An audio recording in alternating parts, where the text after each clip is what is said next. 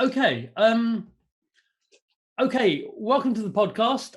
It's a real honor and pleasure to have David Blois of M&A M&A Advisory. advisory. Yeah. M&A Advisory with us. Now, I've invited David on for many reasons. I was explaining to him before. One is my own ignorance, so that when things get to the end of the growth period, when firms do the legal and accounting and culture stuff that is so important to get a good deal, I'm not too sharp on that end. Secondly, it's obviously going to be of interest to many of you that are growing your firms and with a view to sale, to get things from the horse's mouth, someone that's been there and done the deals. And thirdly, for my students who often ask me questions about this stuff, and I'm always slightly embarrassed. So, David, thank you so much for coming on. Yeah, a real pleasure, Joe. Thank you very much for inviting me. Now, could you give us a little bit of background as to how you got to where you are? Yes, certainly. Well, I'm a back professional qualifications. I'm a certified accountant, and I'm also member of the Chartered Institute of Marketing. And I started up going into accounting. They obviously didn't have degrees in consulting in those earlier in my day, but learning about business is what I wanted to do, and I felt going in as an accountant was a great way to learn about business, and I've got the scars to prove it. But I joined a business called Reed Elsevier, and I worked with them in a career of about 17 years all over the world in really business and financial positions, financial controller, finance director, and got involved a little bit with M&A, doing deals where some of those subsidiaries needed to make an acquisition. So got a little bit of a taste for M&A work. And then right at the end of that period, I was stationed in the head office of Reed in their corporate finance department, and did a lot of deals. They acquired an awful lot of companies, particularly in the media space, the event space. So did a lot of deals there. So that was my M&A experience to some degree. And then after that, I wanted to learn about people businesses. I was really keen to join a business that valued people. There was that sort of, you might remember in the late 80s, there was a concept of shareholder value.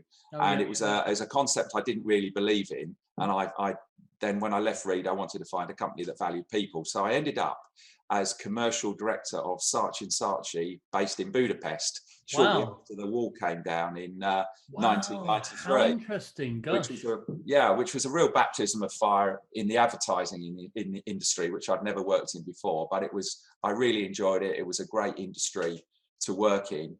And so I did that for 4 years. We actually did a merger of a couple of the business units in Eastern Europe. And so I had a taste for that industry. And then I went to work for a business that did M&A in the marketing sector called Results International, and did a lot of deals both internationally and in the UK. And stayed there for about 15 years. The founder retired, and the business started to go off in a slightly different direction. So I decided to start my own firm. And we've been in business about 10 years now. So that's fantastic. We've grown every year. We've got a niche in the sector, which is sector specific, the people businesses, consulting type businesses, but we're size and geography agnostic. So we work for all sorts of sizes of business, and we work all around the world for buyers and sellers, mainly sellers. So it wouldn't be an exaggeration to say that when it comes to M&A, you know what you're talking about. We hope to. I mean, we've called ourselves M&Aadvisory.com, so we hoped that the name on the tin says it all. Although there's a coffee shop down the road called, I won't mention their name, but there's something coffee, and their coffee is awful. And I think if you're going to put it in your name, you're kind of asking for trouble if you're not doing, Too right. Yeah, too right. Okay, so. Now, I understand I believe I understand the process of growing firms, especially people-orientated firms, professional service firms, especially in terms of growing them to maximize EBITDA and get their niche right and all of those things. Now, I guess when it comes to the M&A side of things, I know it's a big question, because I know, everyone does very detailed due diligence on what they're going to be looking for. But what are the big boxes that you think need to be ticked when it comes to having a successful M&A from a seller's perspective? Sure. Yeah, we have really three main boxes that need to be ticked in terms of what is a good deal, and it's really important to have a good deal, because that is an everlasting deal. Then the chances are there won't be any problems with it, and it will be a very successful deal for both the buyer and the seller. But I would say there has to be three elements, and the first of those is the chemistry between the parties. When they meet for the first time, they've got to really be able to see eye to eye. They've got to get on and have a similar vision for the future. So that's something that's incredibly important. Okay. If that doesn't happen, the chances are, when there's stressful situations post-deal with clients or earn-outs, then you're going to have you could have problems. So it's really important to have that in place. Okay. The second one is a cultural match, and that's not so much what you describe that is in a geographic culture, but it's what you could describe as the way we do things around here, the style of working, and that's got to match. I did a deal about 6 months ago with a business that had a very virtual style, and they were acquired by another business that had a similar style. Okay. And there was a fantastic match. It was the acquirer was a business called Up in Sweden, and there was a fantastic match. But it was so important to have that cultural, the way they do things, the way they work. And finally, the third box to be ticked is an outstanding business proposition. So when the two parties sit down together and say, "Oh, what is this going to look like post deal?" There's got to be something really exciting there. Again, in terms of the Up deal, the Up business had access to the wider market, the whole global market, and the seller was able to produce services for that market, digital services. So there was a really exciting business proposition there. They had the clients already in place, so it was a good deal.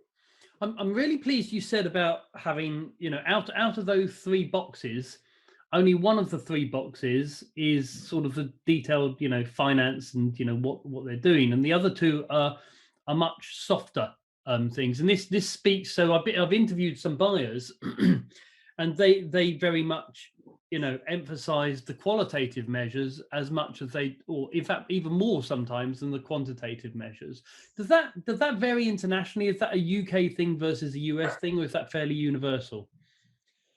I think it's an interesting one. I think it's a fairly unique thing. I think a lot of the danger is, I'm happy to talk a little bit more about that, but the danger is people don't consider those things enough in doing deals. And I think a lot of buyers will buy a company with some of those things missing, and a lot of sellers will listen to, get an approach from a buyer and sell their business with some of those things missing. I don't think it's widely known, and a lot of and those rules are often broken in deals for the sake of financial engineering or other reasons. But I think I feel when we have a client, we represent a client, we feel that it's really important to have those things in place, those three boxes. But I don't think it's particularly, in general M&A terms, I don't know whether that's always relevant. You get some people who apply that practice, but others don't. Yeah. I mean, I find it very interesting. I work a lot with my clients around sort of really identifying their unique value proposition, what their culture is, why clients love them, and especially with smaller firms. I think, especially if the founder has come from a big four company, very often they want to adopt that type of branding where they're sort of everything to everyone.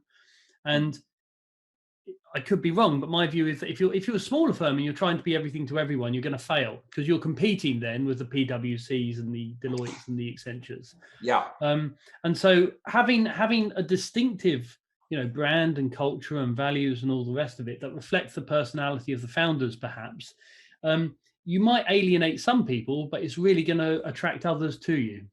Yes, I would totally agree with that. I mean, in the M&A world as well, I mean, when you're building a business, as you have been, and helping your clients build their business, you have to have a degree of focus. The more focused the business is, generally, I mean, you don't want to go to too extreme, Sure. but the more focused the business is, the more successful it's going to be. And also, the more you'll have interested buyers in that business. You know, buyers don't want to buy generalists in many ways. They want to buy a business that has a real niche. So yeah, I would agree with you. If you're going to build a business, make sure it's got a niche. Okay, thank you. Okay, so on this question, you've led me into another area of my ignorance. On this question,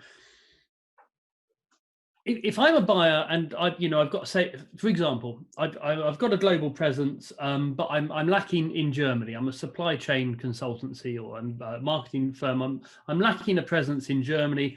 I want to buy a good firm that matches my values, has good EBITDA growth and all the rest of it, in Germany. And so I ask an intermediary to go and find me, a suite of firms to look at.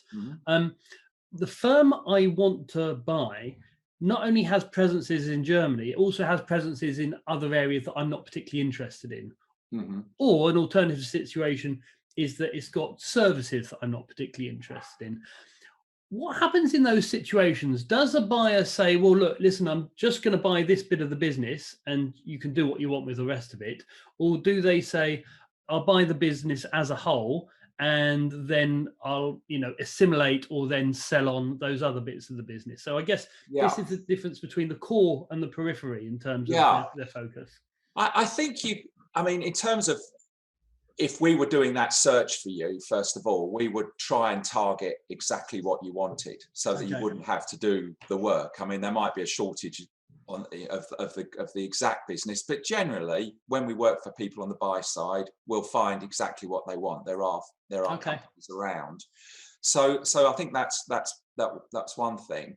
But just going back, I always view that buyers, and not being disrespectful in any way, it's just a term, but buyers are fairly simple creatures. When they come to buy a business, and it goes back to your previous question on focus, but buyers are fairly simple creatures. And when you bring an opportunity to a buyer, it's got to be sort of a fairly focused opportunity that might be of interest to them.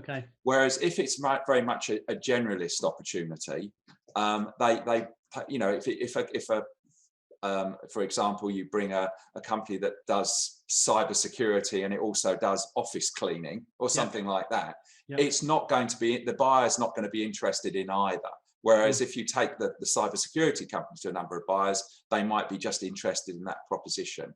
So buyers generally don't like to do a lot of sort of hard work. They want to say, it's not being disrespectful. It's like all of us. None of us want to overcomplicate things. They don't want to overcomplicate. I mean, M&A is difficult enough as it is, without having to, shut down subsidiaries and chop things around. So they want an exact fit, which exactly follows from your, the way you've developed those businesses to start with. So that's good. Okay. Thank you. That's really useful. And how early on in the firm's growth? Because I mean, there's so many variables. When a firm's growing, it might accidentally find that it's in the wrong niche. Another opportunity might open up. I spoke to one firm and they got Microsoft for their second client, and Microsoft dominated their work for 10 years, and it completely changed what they thought they were going to be doing. How early on in a firm's growth should they start looking at potential buyers and what they can offer those buyers? I'm not a great believer in the fact that they should. I think firms should concentrate on building their business for what that business is, to be focused on something.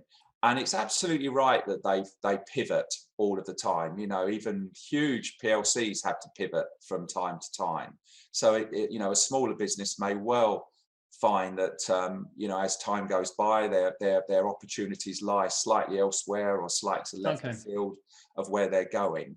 I think it's only when you are thinking about a sale should you start to, and clearly what you can do is the other thing you can do clearly is when you get your business in shape for a sale, that you're really getting your business match fit for its general life anyway. Sure. So, to get all the things that you might want to get in place ready for a sale actually is really healthy for the business. Things like a good second tier management team, good systems and procedures, good healthy margins. All of these different things are great if you're going to make a sale.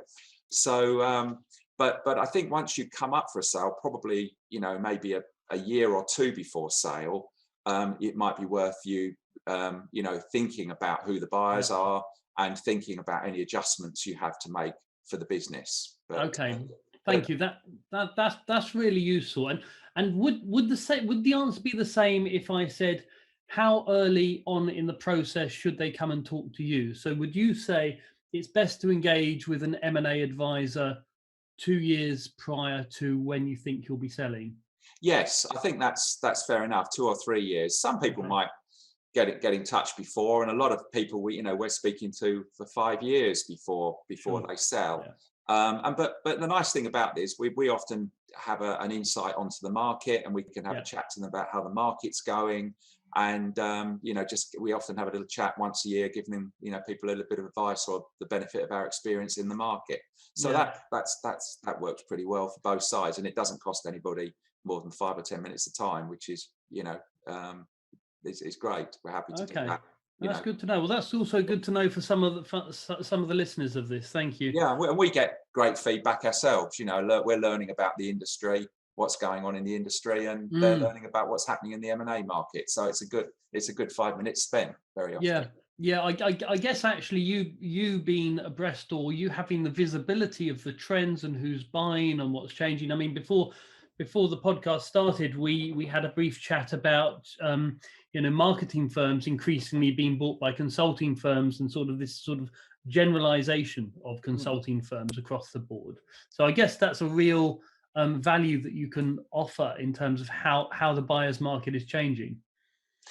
Yes, absolutely. There are all those sort of insights that we can give, because markets are changing all of the time. The M&A market is changing. I mean, I've been doing this now probably about 25 years. And, when I first started, if you were selling a marketing consultancy, you almost only had to make 4 phone calls. And that was to, the big marketing groups, the WPPs, the Omnicoms and that sort of thing. But it's the market is fragmented enormously with specialist businesses now. So it's, it's become, we have to do an awful lot of work just to track the market. So it's an interesting environment. Those firms you said you worked with for 5 years or sometimes even more, are they firms that come? So I get this occasionally. I'll get a firm coming to me and saying, listen, we're bringing in 5 million. We think we're going to sell next year. Can you give us any advice? And I generally say, you need to be talking to someone like yourself, one of the M&A advisories.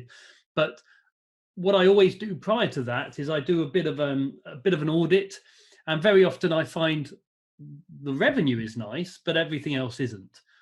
So there is no, second tier. There's no succession planning. There's no process procedure. There's no visibility of data. All of that. So is that something that you encounter, people coming to you thinking that they're ready to sell, and then actually you've got to do you do that bit of advisory as well? So do you say, look, go away and come back, or do you help them? We do a little bit of that as a firm. I'm a great believer, as we talked a bit about focus, we focus mainly on the execution, because that's difficult enough. And we have to be out there talking to lots and lots of buyers and lots of sellers and all of those things. So we don't do a lot of consulting. But there are people like you that do the consulting, you know, and get firms in shape. So sometimes, you know, if we feel a firm needs a lot of work, we do a sort of maybe 2 or 3 years before sale, we do a thing like we call an MO, like a commercial review, which is a bit like an MOT test on strategy and where the company is. But generally for the heavy lifting consulting, the advice, there are plenty of consultants that prepare businesses for sale. So yeah, we're happy to leave it to you guys. And very often you do a great job when you hear that you know, a firm has employed somebody to work with them to prepare them for the sale. Generally, there's a good outcome. Yep. Okay. And okay, so in that case, I guess the question is, what are the big things? I mean, you've mentioned the 3 boxes, but what are the common weaknesses that you have to work on with a firm in that final year or two, where they come to you and they say growth is good, EBITDA is good, revenues are good, we're ready to sell. Yeah. What are the common things you think where you say, well, actually, we need to work on this? Yeah, well, I think it's good to look at each company, and what you can do is say, well, look, you've got a general value for that company. You know that what that company does, that you've got the proposition of that company. So if it's a cybersecurity consultancy or a marketing consultancy, that and outside of that sort of general value, there's going to be really what are premiums and discount factors. So you can kind of do an audit on that business and say, well, here you are in the market, and these are the things that are good about you, the premium factors. And also there's some discount factors. Yeah, great. So, you know, premium factors might be global clients, you know, having clients for a number of years, good quality clients. And the discount factors might be they don't have a second tier management team. Their margins are a little bit weak. They don't really have good systems and procedures. And so that will present where that is. And so to enhance the value of that business, you've actually got to start enhancing the value of enhancing the premium aspects of the business, but also minimizing the discount factors. So that's where you start getting to work on saying, right, we need to create a second tier management team. We need to find a way to improve the margins, think about ways to improve those margins. We need to, you know, find, for some companies, for example, are not good at, they wait for all their business to be referred, whereas they don't have an outgoing new business system. So, you know, all of these things you can recommend, and that will enhance the value of the business. Ready for sale. Thank you. That's really useful. And I wanted to ask a couple of specific questions around the deal side. So a student of mine asked me the other day, if you're a business owner, you're doing well, but you've got a healthy regard for minimizing your tax return. Your focus is on minimizing your profits. So you might go to town, you know, with the company credit card, not doing anything illegal, just, you know, healthy tax avoidance. Sure. But at the same time, if you're approaching sale, you want to be maximizing your margin so that the buyer goes, oh wow, we're gonna pay a good multiple for this. Now my advice from a rather simplistic perspective was if you're focused on, if you're an ambitious company and you're focused on minimizing your tax impact, then your focus is probably wrong, certainly in the last few years of sale. But what's your insight there? What would your advice be? Sure. I mean, in terms of M&A, what we do is adjust the numbers, and it's quite legitimate to adjust a firm's numbers. So if, for example, they had what were exceptional items, I mean, for example, it's quite common, you know, one sort of tax situation is for the founder of a fairly small business to pay himself a very low salary for maybe I think it's 8,000 or 9,000 a year, and then draw the rest of his income in dividends, because it's more tax effective, and also it's, for a small business, it's quite cash flow effective, which it's quite a good thing to do. So I wouldn't discourage a firm from doing something like that. But when we measure the market, prepare the company for sale, all we'll do is notionally in the accounts prepare at a market rate for the founder. So if the founder could earn £100,000 a year, we'll say, well, you had 10,000 a year through the company, but we need to put in another 90. Okay. And the same can happen in reverse, whereby there might be some exceptional items in that business. So for example, they may have spent a lot of money in maybe moving, or they've had quite a big reorganization, or they've decided to develop some software that develops the IP, and we can add those back and make changes to the numbers quite legitimately, and buyers completely accept that. Sure.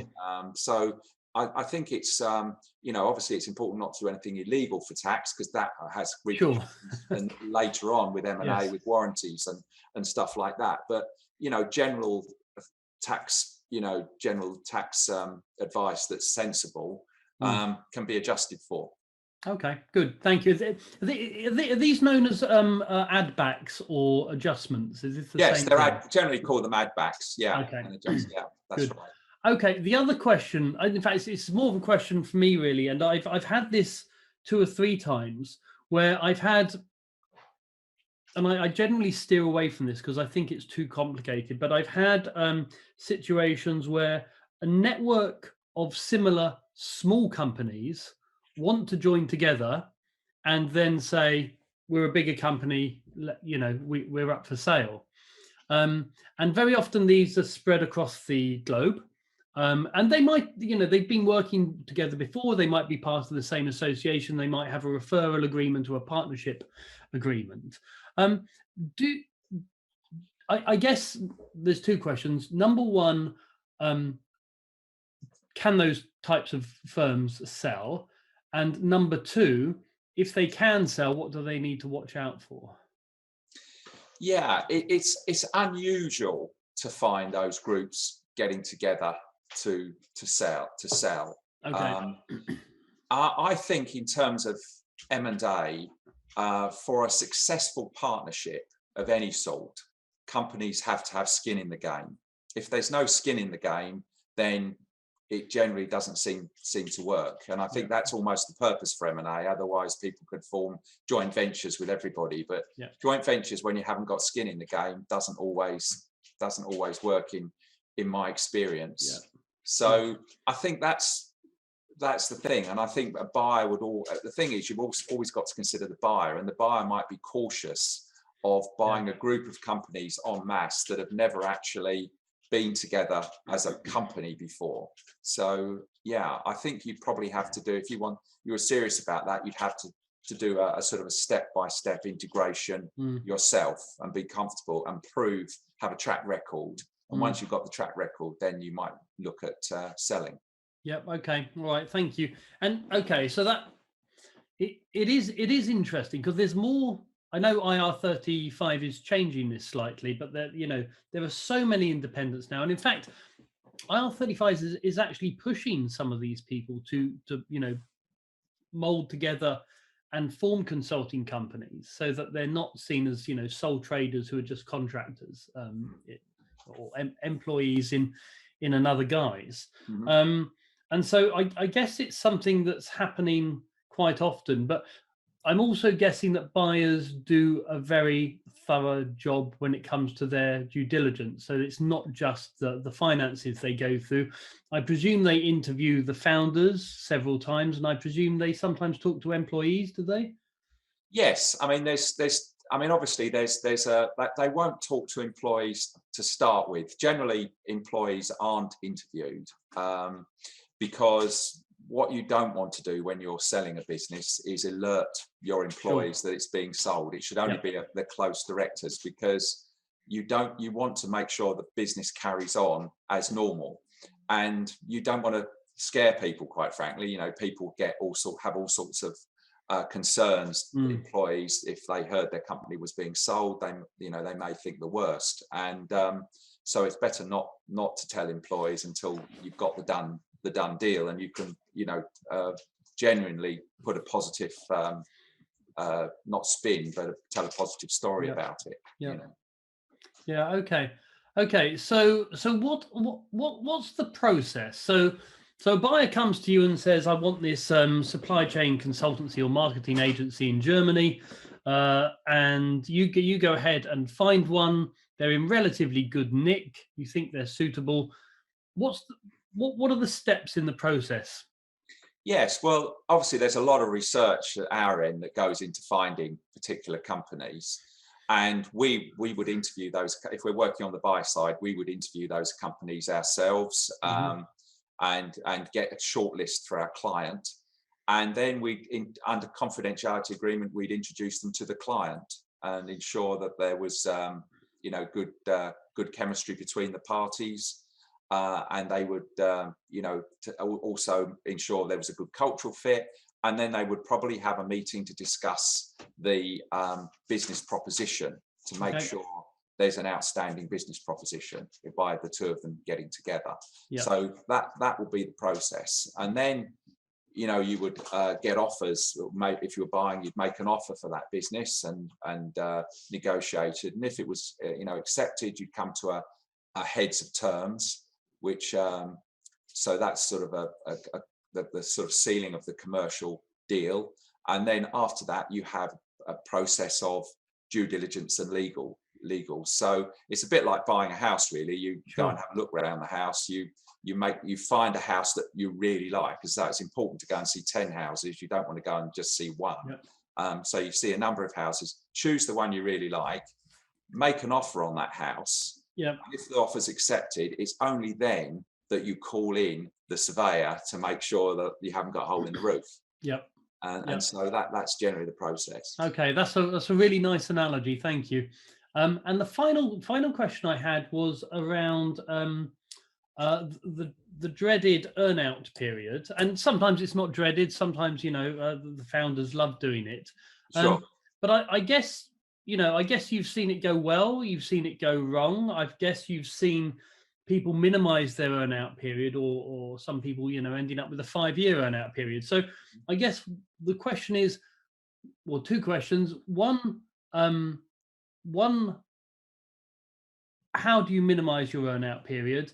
And two, what happens when things go wrong? Why do they go wrong? Sure. I think probably goes back earlier to one of our first questions. As I say, what you need to make sure of before you go into a deal is you tick those 3 boxes: chemistry, culture, outstanding business proposition. Because if you've got those 3, the chances are that you'll get a good deal. So I would sort of recommend to potential sellers of businesses that they get an advisor, because it's important that they see a number of potential buyers. They don't want to jump into bed with the first buyer. There are a lot of, I see sort of number of car crashes where companies get an approach and the owner of the business is very flattered by that approach, and they will often sell to that company, and some of those vital ingredients may be missing. And the other factor is, of course, you have to make sure that the deal is going to stand up to it's going to be a reasonable deal, so the earn out is achievable.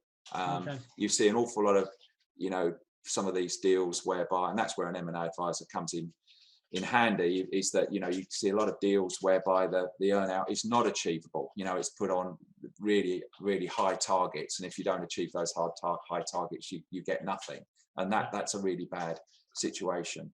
So if you've got those 3 ingredients and the deal is reasonable, there's no reason why it won't be a success, and you can earn a lot of the money on the earn out, because the earn out, you'll get about 50% of the current value in advance, but the earn out is based on the future value of the business. So, for example, if the buyer can bring clients to you and new business opportunities, you'll be able to take advantage of those, and therefore it might be that you'll earn although you might own you might only earn 50% of the current value of the business. When it comes to the total consideration for the deal, you might end up earning about 70% of that on the earnout. So it's an attractive thing, and it's important that it works well. Yeah, I do. I've heard. I've interviewed 2 or 3 people who have left under a cloud when earnouts have gone wrong, and very often it seems to me to be down to personalities almost. Which goes back to the chemistry thing right at the beginning. It's so important. Yeah. Chemistry and culture is really important. And I would agree with your comment about trying to keep the earnout to a minimum. I mean, we would always say to our clients that maybe 2 years, 3 years at the absolute maximum for an earnout. And so, there are some buyers around that try and put in a 5-year earnout, and we would resist completely against that. So you just have the 2 or 3 years. Yeah. Okay. And actually, whilst you were talking, one more question jumped into my mind. Sure. So apologies for lying. So in terms of when companies sell, a lot of the deals are quite big, sort of, between the 15 to 100 million mark. But there are also a lot of deals for smaller firms, sort of, there's a lot of firms that are purchased where revenues are less than 5 million. Sure. Now, but the multiple tends to be lower on those types of deals. I mean, at least from what I can see. Why is that? Yeah, it's for a number of reasons, really. And they're not that. The interesting thing is they're not much lower. Okay. If you're selling maybe a digital consulting firm, you might be looking at making 500,000. You might be looking at a multiple of could be 6 times for the right business. And if it was making 2 million, it might end up with 7 times. So it's not a huge difference. And that's where, and I think, again, it's important to look at the whole market, because there will be people that are willing to pay, a good price for these businesses. So I think the reasons why those bigger businesses go for more is because they're bought by bigger buyers and who have more money to some degree, but also that they're sustainable. There's more chance of a bigger business lasting longer, being more sustainable. So that bigger business is likely to have a life of its own in terms of its internal culture. It will have a 2nd-tier management team. It'll have up-and-coming stars that can take over the next as the next generation of management. So that's why what a buyer is buying, it's buying not previous profits, but it's buying future profits. So therefore they will pay a little bit more if that is to some degree guaranteed by having a really solid team in place and a good brand in place that's recognizable.